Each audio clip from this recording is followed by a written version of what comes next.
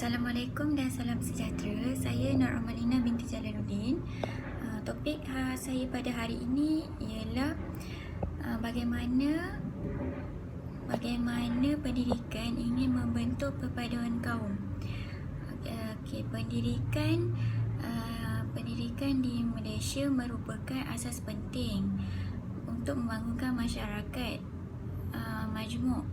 Di Malaysia terdapat beberapa kaum seperti kaum Melayu, kaum Cina dan kaum India. Maka dasar pendidikan perlu dilaksanakan mengikut keperluan masyarakat. Seperti yang kita semua sedia maklum, matlamat pendidikan di Malaysia adalah untuk melahirkan masyarakat yang berakhlak mulia, berpotensi, berkeyakinan diri dan bersatu padu. Selain itu, matlamat pendidikan ini juga menyediakan sumber tenaga manusia untuk keperluan kemajuan negara dan memberi peluang pendidikan kepada semua warga negara Malaysia. Ini bermaksud semua kaum di Malaysia mendapat manfaat daripada pendidikan di negara ini. Bagaimana pendidikan ingin membentuk perpaduan di Malaysia? Yang pertama sekali, melalui sistem persekolahan. Sistem persekolahan ni perlulah sama bagi semua rakyat Malaysia sebagaimana yang berlaku sekarang ni. Di Malaysia, semua pelajar yang berusia 7 tahun akan bermula bersekolah di sekolah di bawah Kementerian Pelajaran Malaysia, tak kira bangsa ataupun agama, seperti kaum Melayu, kaum Cina dan kaum India duduk di bawah satu sekolah kerajaan yang sama. Tetapi ada juga sekolah jenis kebangsaan, seperti contoh sekolah jenis kebangsaan Cina, sekolah jenis kebangsaan India, itu mengikut pilihan ibu bapa masing-masing. Tetapi dalam setiap sekolah jenis kebangsaan juga akan diterapkan akan menggunakan bahasa Malaysia sebagai salah satu bahasa pengantar mereka. Yang kedua ialah peranan bahasa Melayu. Seperti yang kita sedia maklum, peranan bahasa Melayu adalah bahasa pengantar utama untuk menyatupadukan masyarakat Malaysia. Mata pelajaran bahasa Melayu digunakan oleh semua golongan kaum di Malaysia sebagai bahasa pengantar lah. Kemudian pelajar akan ditekankan dengan pelajaran bahasa Inggeris bermula daripada sekolah rendah, manakala bahasa Cina dan bahasa India sebagai subjek elektif kepada pelajar-pelajar sekolah menengah.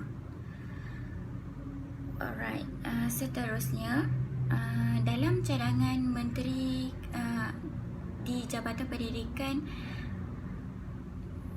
Datuk Seri Abdul Rahman Dahlan, sekolah aliran Inggeris wajar diwujudkan semula bagi meningkatkan penggunaan bahasa Inggeris. Ini juga boleh menjadi salah satu cara untuk rakyat Malaysia berkomunikasi dalam bahasa Inggeris selain daripada bahasa Melayu. Jika masyarakat Melayu hanya boleh berkomunikasi dalam bahasa Melayu sahaja, ini akan menyebabkan halangan atau cabaran kepada masyarakat Melayu atau sesebuah kaum tu tidak dapat berkomunikasi antara satu sama lain. Ini menyebabkan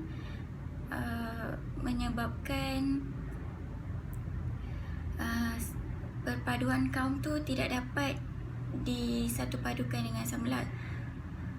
Okey, seterusnya agama Islam. Agama Islam ni juga merupakan satu cara untuk menyatupadukan kaum, kerana subjek agama Islam merupakan salah satu subjek yang wajib diambil oleh setiap pelajar dan wajib lulus SPM. Okey, kepada pelajar yang bukan Islam, mereka wajib lulus pendidikan moral. Hal ini kerana dalam subjek bahasa Melayu dalam subjek pendidikan moral dan pendidikan Islam terdapat nilai-nilai murni yang penting dalam kehidupan untuk melahirkan masyarakat yang berakhlak mulia dan boleh menghormati antara satu sama lain. Yang last sekali adalah kurikulum yang dilakukan di Malaysia adalah satu rancangan pendidikan yang terkandung di dalamnya segala ilmu pengetahuan seperti kemahiran, nilai-nilai dan norma-norma, unsur kebudayaan dan kepercayaan yang telah menjadi pilihan masyarakat di Malaysia. Peranan kurikulum dalam pendidikan adalah untuk membina perkembangan pelajar yang lengkap dari segi jasmani, rohani, akal dan emosi. Jika seseorang tidak mempunyai pendidikan seperti ini, mereka akan